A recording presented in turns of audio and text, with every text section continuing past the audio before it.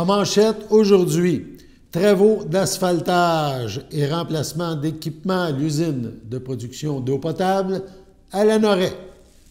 Bonjour à tous, bienvenue à votre bulletin d'information sur les ondes de CTRB, votre télévision locale et régionale, en ce lundi 8 juillet.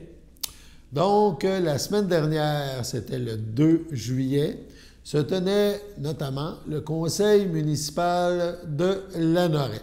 Plusieurs points ont été abordés lors de cette séance des élus municipaux. On vous en présente quelques-uns. Il a été question de travaux d'asphaltage au sentier piétonnier, de remplacement d'équipements à l'usine de production d'eau potable. Il y a, au niveau loisirs et culture, il a été question du prochain carnaval et de la fête nationale 2025. On prévoit les budgets. Et au niveau du pavillon Jean Bourdon, on a prévu une amélioration du réseau Wi-Fi. On regarde en rafale les extraits qui nous présentent ces points à l'ordre du jour. Considérant qu'il y a eu d'effectuer le pavage du sentier piétonnier aux abords de la rue Godet, considérant que le coût de ces travaux sera partagé à 35 % pour le Centre des services scolaires des Samars, en conséquence, proposé, appuyé et résolu d'autoriser un budget de 7 000 $, soit 65 % du coût des travaux pour le pavage du sentier piétonnier près de la rue Godet. En fait, c'est pour les étudiants ou toute personne qui a passé là, ça longe le bâtiment du Carrefour Émilie, donc à l'arrière du bâtiment du Carrefour Émilie, et ça mène vice-versa à l'école ou vers la rue Notre-Dame. Il y a un bout de trottoir qui n'est pas terminé, donc ce serait de le terminer. En béton, bien sûr. Est-ce que j'ai un proposeur? Je propose. Proposé par Mme Lynne Clermont. Est-ce que j'ai un appuyeur? Appuyé par M. François Beaujoli. À ma gauche, ceux qui sont en faveur. À ma droite? C'est unanime. Remplacement d'équipements, usine de production d'eau potable. Alors, proposé, appuyé, résolu d'approuver les directives de chantier C-MP-01 et DC-AUT-01 visant le remplacement du débitmètre de la conduite de distribution de l'usine d'eau potable et la modification d'un panneau de contrôle dans le cadre des travaux de raccordement du puits 6.3 avec un montant de 17 708,91 $, taxes incluses, soit autorisé à cette fin. Alors, c'est différent de ce que j'expliquais tantôt. Ce n'est pas la spéciale du 25 juin, là, où on a débloqué 50 000 $ pour d'autres travaux urgents. C'est de profiter du moment où il y aura des interventions à la centrale et vous serez avisé.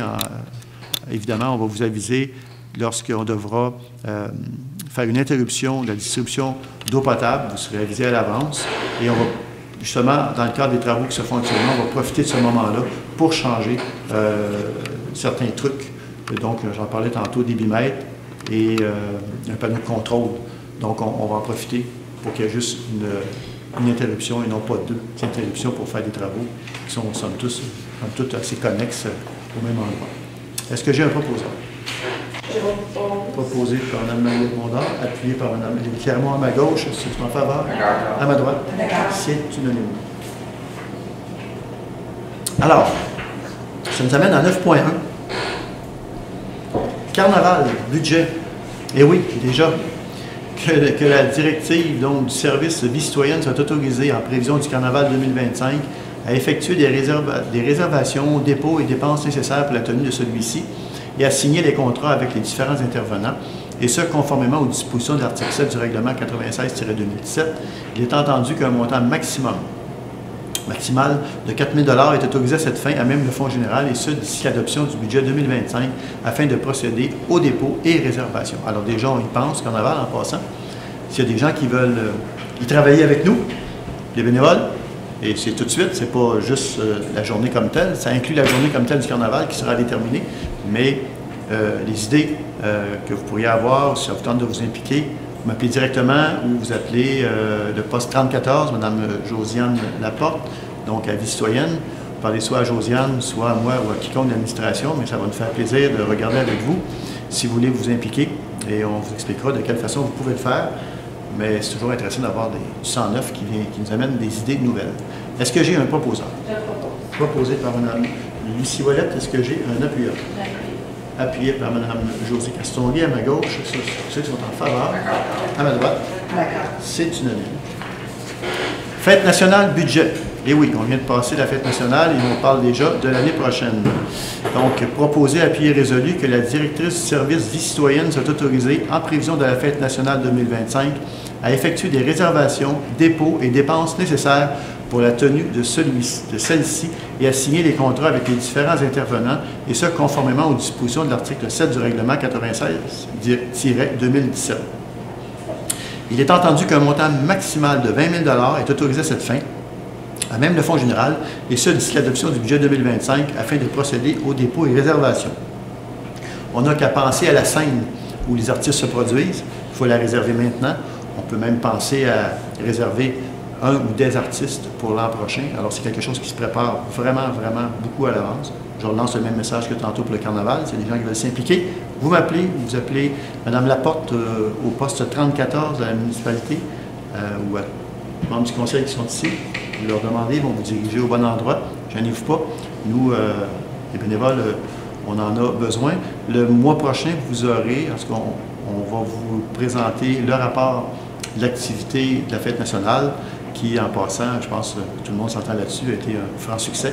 Donc, on aura le rapport détaillé de ce qui s'est passé avec les coûts exacts et toute information pertinente à ce sujet-là. Est-ce que j'ai un proposant? Proposé par Mme Lucie Ouellette. Est-ce que j'ai un appuyeur? Appuyé par Mme Josée Castonguay. À ma gauche, ceux qui sont en faveur. À ma droite, c'est unanime. 9.2, pavillon Jean Bourdon, amélioration du réseau Wi-Fi. Proposé, appuyé, résolu, d'autoriser un budget de 1 500 $ pour des travaux d'amélioration du réseau Wi-Fi au pavillon Jean Bourdon. Donc, tout simplement, présentement, il y a des zones mortes, si on peut dire ça comme ça, où ça ne va pas bien là, au niveau de la réception du signal. Donc, l'idée, c'est de s'assurer que le signal soit partout disponible dans le pavillon Jean Bourdon. Est-ce que j'ai un proposant? Proposé par Mme Josée Castonguay, appuyé par Mme Lucie Ouellette. À ma gauche, c'est en faveur. À ma droite, c'est unanime. Afin de favoriser l'accès des Québécoises et des Québécois à des infrastructures de qualité pour la pratique des sports, du loisir et des activités de plein air, la ministre du Tourisme et ministre responsable de la région de Lanaudière et députée de Berthier, Caroline Proulx, a annoncé des investissements de près de 12,1 millions de dollars pour 24 projets dans la région de Lanaudière.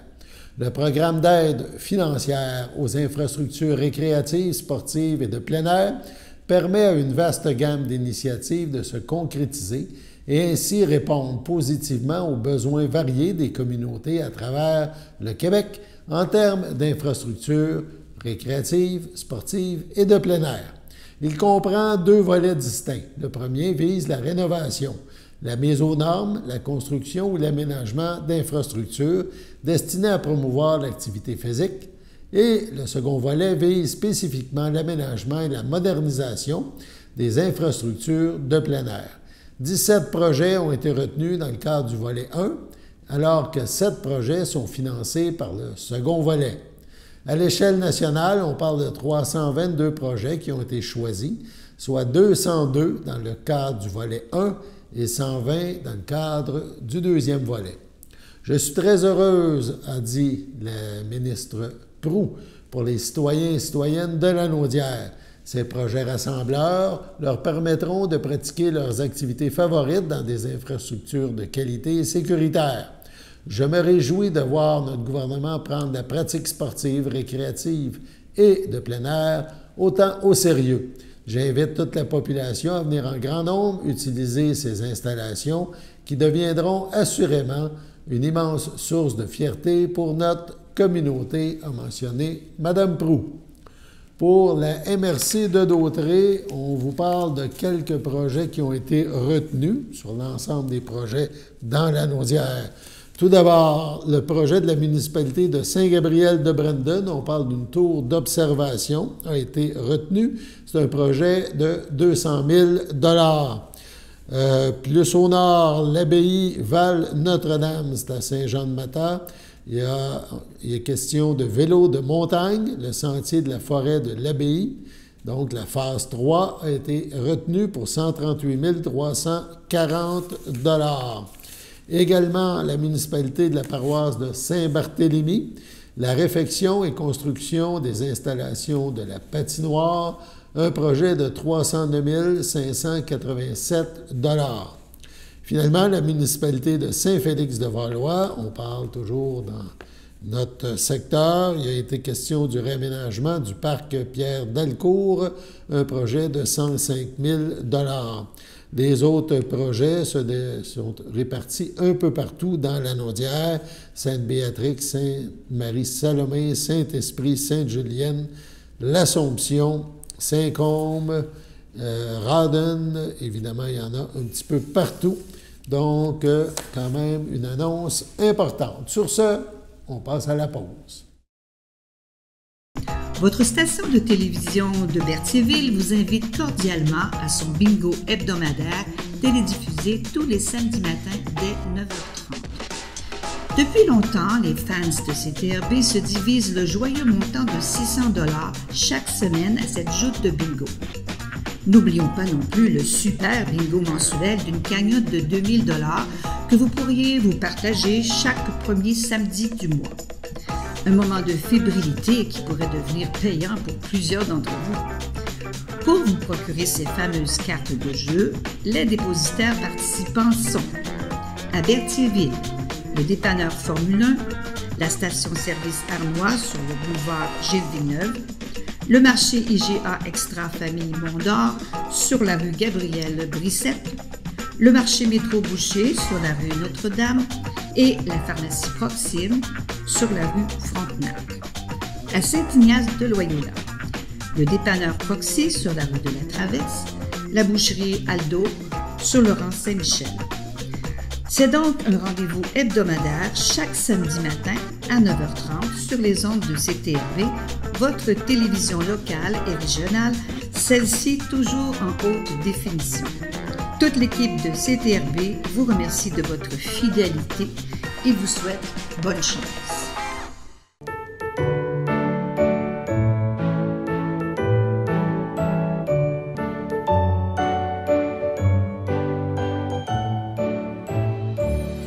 En ce 8 juillet, on souhaite un heureux anniversaire à Hélène Moreau-Plante. C'est de la part de ses petits-enfants et de ses arrière-petits-enfants. C'est votre anniversaire aujourd'hui, en ce lundi 8 juillet. Eh bien, toute l'équipe de CTRB se joint à moi et vous souhaite bonne fête. Le Festival de la Naudière a débuté la fin de semaine dernière. CTRB a rencontré Renaud Loranger qui nous parle de la programmation des différents concerts dans les églises de la Naudière. On l'écoute. Je suis en compagnie de Renaud. Bonjour Renaud, comment ça va? Bonjour Daniel. Directeur artistique du Festival La Naudière. Ça va très bien. On vient de passer la première fin de semaine. Oui. Le stress a baissé un petit peu. Oui, Là, tout était beau. Ben, je sais pas, le stress, c'est juste beaucoup de plaisir. Fébrilité, là. Fébrilité, c'est bien dit. C'est ça qu'on dirait. On reste fébrile encore pour quelques semaines. Encore quelques semaines. Ouais. Et dans un premier lieu, on va parler comme toujours de la programmation. Mais cette année, j'aimerais ça qu'on parle tout de suite des églises. Bien parce sûr. que ça commence le 11 juillet, c'est bien jeudi. Puis d'habitude, je te dirais pas on les skip, mais on en parle moins. Et là, on va mettre l'emphase sur les églises. Tout à fait. Écoute, les concerts dans les églises, c'est toujours la même chose. Hein? C'est l'occasion d'essaimer, de rayonner dans la Naudière pour le festival, d'aller à l'extérieur de Joliette, d'aller dans des villages, cette année Sainte-Mélanie, Saint-Sulpice, Saint-Ambroise évidemment, Saint-Alphonse et d'autres. Puis de rejoindre un peu, de couvrir le territoire de la Naudière. De faire rayonner. Puis surtout, de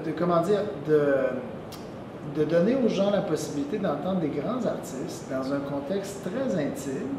Tu sais, nos églises dans la Naudière, on les connaît, on les sélectionne toujours pour leur qualité acoustique. Mais c'est souvent des toutes petites églises dans lesquelles on entre peut-être 200 personnes, 300 personnes. Tu sais. Fait que c'est vraiment une occasion, ce sont des occasions rares de se confronter avec des grands artistes, mais vraiment dans un cadre très intime. Puis jeudi, c'est à Sainte-Mélanie, avec un groupe de musiciens tirer sur le volet, vraiment, des musiciens, là, pas des gens qui travaillent ensemble régulièrement, tant des musiciens de l'OM, de l'Orchestre métropolitain, que de l'OSM, des musiciens d'orchestre parmi les meilleurs au Québec, qu'on a réunis, tu sais, qu'on a contactés vraiment individuellement, puis qu'on réunit pour un programme de musique de chambre autour de Beethoven, avec le septuor de Beethoven, et Schubert avec le quintet pour 2 violoncelles. Donc c'est vraiment de la très très belle musique. C'est pas des œuvres qu'on entend si souvent, même si Schubert, Beethoven, on les connaît bien. Ouais.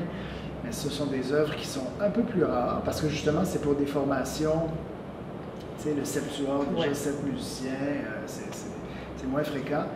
Donc, voilà, ça c'est jeudi, premier concert en église. Ouais. Va te relancer par rapport à ça. Oui. Tu connais beaucoup l'orchestre l'OM. Bien sûr. Tu vas choisir les musiciens avec Yannis Séguin, mais aller chercher l'OSM, c'est tout un défi d'aller chercher des musiciens des deux côtés. Ben, ça s'est bien fait? En même temps, oui, mais on est, comment dire, c'est des gens qui ont envie de travailler ensemble aussi, qui se connaissent pour la plupart, Ouais. hein, je veux dire, qui déjà, dans certains cas, vont peut-être s'être croisés, ou, donc ça se fait finalement très, très naturellement. Okay. Puis il y a des gens de la région de Joliette aussi. Regarde Jean-Sébastien Roy, qu'on connaît, violoniste à l'OSM, Louis-Philippe Marcelet, corniste de l'Orchestre métropolitain. Donc en plus, il y a une sorte de lien Lanaudois, Joliettain, tu sais, c'est amusant ça aussi. Puis le festival, c'est vraiment, puis pour les artistes, c'est vrai aussi, c'est le plaisir de justement faire de la musique ensemble, dans un contexte différent, etc. C'est ça. Donc, ça, c'est la première église. Les autres églises, on parle de quoi? Bien, on a des grands visiteurs de France à Saint-Ambroise, le 22 juillet, Quatuor Diotima. Donc, un ensemble qui tourne depuis plusieurs années, je te dirais même peut-être des décennies maintenant, que je connais, moi, parce qu'on travaille ensemble dans ma maison de disques. Ouais. Et puis, ça fait longtemps qu'on se parle aussi. On se dit, il faudrait trouver quelque chose à faire à la Naudière. Donc là, ils viennent, en fait, puis c'est le premier concert au Québec. On a découvert ça il y a quelques mois en élaborant le projet. C'est la première fois qu'ils vont se produire au Québec, donc dans des quatuors du 20e siècle. Donc Maurice Ravel, important, quatuor de Ravel. Quatuor de Szymanowski, donc qui est un compositeur polonais contemporain à peu près de Maurice Ravel. Donc on est au début du 20e siècle, premier tiers du 20e siècle. Et quatuor aussi de bonhomme autrichien, je dis un bonhomme, compositeur, non, mais c'est plus accessible, tu sais. Eric Korngold, qui avait immigré aux États-Unis, à Los Angeles, qui est un grand compositeur de musique, on va dire, classique, sérieuse, mais qui a été très connu en Californie pour avoir écrit de la musique de film. Qui a quitté Vienne dans les années 30, avant la guerre, juste à temps, puis qui a fait donc une grande partie de sa carrière après ça en Californie. Puis son quatuor, troisième quatuor que les Diotima jouent, ben, c'est un quatuor qui est écrit en arrivant en Californie. Donc il y a un lien vraiment là aussi entre l'Europe et l'Amérique, c'est intéressant. Est-ce que c'est la seule place qui se présente, qui vont se produire au Québec? Oui, absolument. Par la suite, ils font une tournée... Non, ils retournent chez eux. Ils ne viennent que pour nous, que pour le public lanaudois. C'est bien. Après, on a les arts florissants, bien sûr, on en parlera par rapport au concert à l'amphithéâtre, mais lundi, le 15 juillet, c'est un concert, en fait, autour de la musique de Purcell, à la suite du concert à l'amphithéâtre, mais c'est de la musique sacrée. Comme William Christie aime le faire souvent, là, dans les dernières années, il venait ici pour un grand concert à l'amphithéâtre, puis après ça, la musique sacrée dans... Il a apprécié la formule. Exactement. Qu'est-ce qu'on a d'autre? On a beaucoup de belles choses. On a Charles-Richard Hamelin, bien sûr, en récital, dans un programme de musique de Chopin et compositeur espagnol qui joue pour la première fois. On a un pianiste, merveilleux pianiste qui se produit au Canada pour la première fois, Yoav Levanon, également avec l'OSM en concert à l'amphithéâtre, mais en récital, lui aussi dans des morceaux là, très très difficiles, virtuoses, techniques, le Liszt, Chopin, quelque chose de très spectaculaire. Donc, et je ne devrais pas passer sous silence le grand baryton allemand Matthias Görn. C'est à Saint-Sulpice le 16 juillet prochain. Dans la belle meunière de Schubert. Donc, c'est pas des plans B, les églises. C'est vraiment une série. Non, c'est vraiment une série très étoffée, très étoffée. Puis en fait, c'est aussi, comment dire, c'est des répertoires différents. C'est des répertoires qu'on ne présenterait pas à l'amphithéâtre parce que le lieu ne s'y prête pas. Mais les églises sont parfaites pour ça. T'sais. Puis encore une fois, pour les gens vraiment de la région de la Naudière, ça va de soi, j'ai envie de dire, de se rendre dans ces beaux villages-là, dans ces belles églises-là, Saint-Norbert aussi, on va dans Saint-Norbert cette année, puis d'en profiter pour passer un moment dans le village, puis de conclure ça en soirée. Saint-Barthélemy aussi, oui. On retourne à Saint-Barthélemy, j'allais dire, bon voilà, Saint-Barthélemy, le cœur de nos concerts en église. Puis de passer un moment comme ça dans l'intimité avec les grands artistes. Puis dans sa communauté. Quand tu me parles de Saint-Norbert, Saint-Barthélemy, Saint-Sulpice, tu peux y aller presque à pied, puis tu peux aller visiter. Tout à fait. Donc, on rappelle aux gens que c'est toute une série qui se passe dans la semaine, au lieu des grandes fêtes. C'est pas la fin de semaine, c'est la semaine. Et tous les détails sur lanaudière.org pour les billets, pour le détail des programmes, des concerts, etc. Bon, je te remercie. C'est moi qui te remercie. Sur ce, on passe à la pause.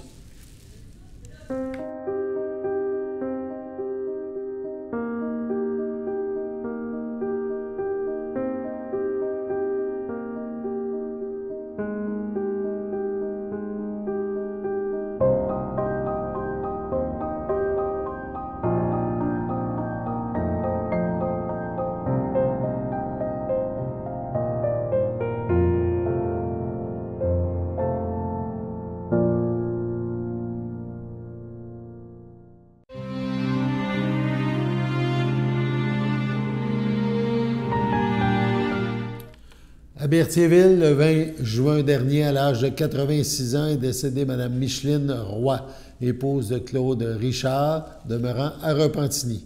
Elle laisse dans le deuil, outre son époux, sa fille Marie-Ève Richard, Ghislain Hainaut, son fils Stéphane Lemay-Richard, son petit-fils Carl Richard, sa petite-fille Tamara Richard, William Labbé, son frère, ses belles-sœurs et ses beaux-frères, Michel Roy, Raymond Boucher, Denise Richard, feu Walter Tacci, Agathe Richard, Michel Sauvageau, André Richard, Gilberte Lambert, Luc Richard, Daniel Gauthier, Pauline Richard, André Paré, ses grandes amies proches, Denise Boucher et Gilberte Brodeur, ainsi que plusieurs neveux, nièces, autres parents et amis. Veuillez compenser l'envoi de fleurs par des dons faits à la Société de l'Alzheimer. La famille vous accueillera samedi, 13 juillet, dès 10h, en l'église Précieux-Sang, située au 115 rue Chauveau, à Repentigny. Suivront les funérailles à 11h. Madame Micheline Roy-Richard sera inhumée au cimetière de la Purification à Repentigny le même jour. Au CHDL de Saint-Charles-Borromée, le 19 juin, à 69 ans, est décédée Mme Eva Gingras, épouse de Roland Soulière, demeurant à la Visitation de l'île du Pas. Elle laisse dans le deuil, outre son époux, sa fille Mélodie Soulière, son frère Claude Gingras, ainsi que plusieurs beaux-frères et belles-sœurs de la famille Soulière, des neveux, des nièces, autres parents et amis. La famille vous accueillera dimanche 14 juillet dès 11h au complexe funéraire F. Thériault, situé au 741 rue Notre-Dame à Berthierville. Un hommage suivra à la chapelle du complexe à 14h. Madame Gingras Soulière sera inhumée au cimetière de Berthierville le même jour. À son domicile, le 30 juin dernier, à l'âge de 71 ans, est décédé M. Mario Drainville, époux de Jacqueline Bélanger, demeurant à Saint-Cuthbert.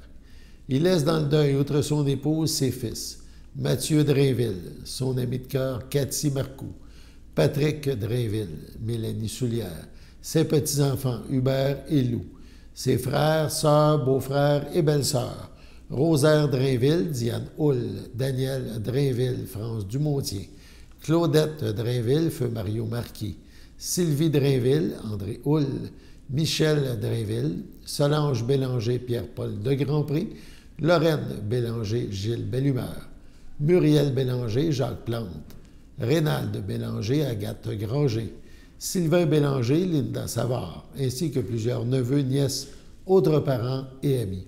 Veuillez compenser l'envoi de fleurs par des dons effectués à la Fondation de la sclérose en plaques. La famille vous accueillera samedi 20 juillet dès midi en l'église de Sainte-Geneviève. Suivront les funérailles à 14 h. M. Mario Drainville sera inhumé au cimetière de Saint-Cuthbert le même jour. Au CHDL de Saint-Charles-Borromée, le 2 juillet, à l'âge de 79 ans, est décédée Mme Lise Plante, conjointe de feu Jean-Louis Lachance, demeurant à Berthierville. Elle laisse dans le deuil sa sœur Geneviève Plante, sa belle-sœur Nicole Paul, feu Gilles Plante, sa filleule Frédéric Plante, Nancy Brassard, ainsi que plusieurs neveux, nièces, autres parents et amis. La famille vous accueillera samedi 20 juillet dès 13 h en l'église Sainte-Geneviève de Berthier. Suivront les funérailles à 14 h. Madame Lise Plante sera inhumée au cimetière de Berthierville le même jour. Sur ce, passons à la météo.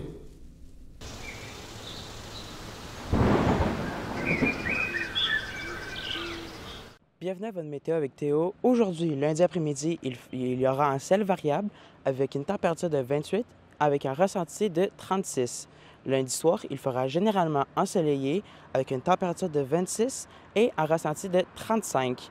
Lundi nuit, il y aura un ciel variable avec une température de 20 ainsi qu'un ressenti de 22. Mardi matin, il y aura un ciel nuageux avec orage dispersé avec une température de 22 ainsi qu'un ressenti de 26 avec 1 mm de pluie. Mardi après-midi, il y aura risque d'orage fort, avec une température de 27 ainsi qu'un ressenti de 35 avec 1 mm de pluie.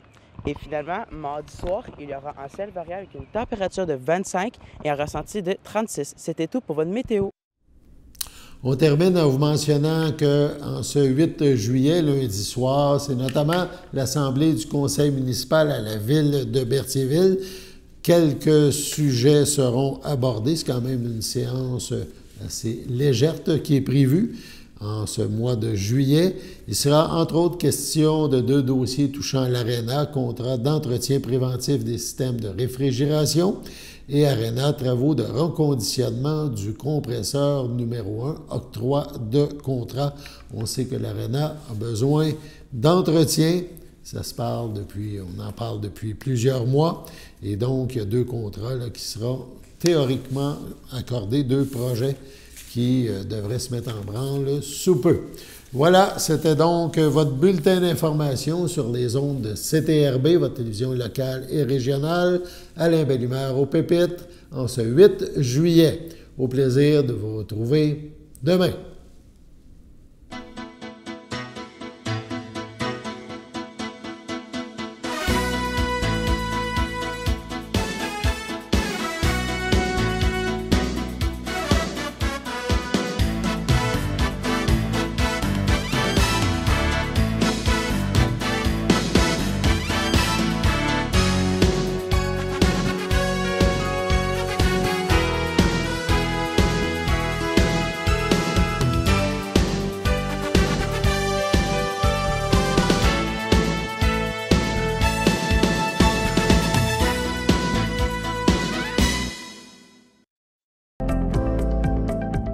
Les télévisions communautaires autonomes du Québec, ce sont les télévisions les plus importantes parce qu'elles sont proches de la communauté. On veut encourager des gens qui parlent de ce qui nous intéresse, mais aussi qui participent au développement local. Mais c'est fini le temps là, où on allait lire une affaire qui a été écrite avant hier au bout du monde. Non! Tu veux savoir ce qui se passe chez vous? Bien, ma télé préférée, c'est la télé autonome communautaire. C'est ici que ça se passe. Sachez que vous pouvez nous faire part de vos commentaires, soit pour une annonce gratuite sur notre babillard ou toute autre suggestion en nous rejoignant par téléphone au 450-836-5103, 450-836-5103, ou bien par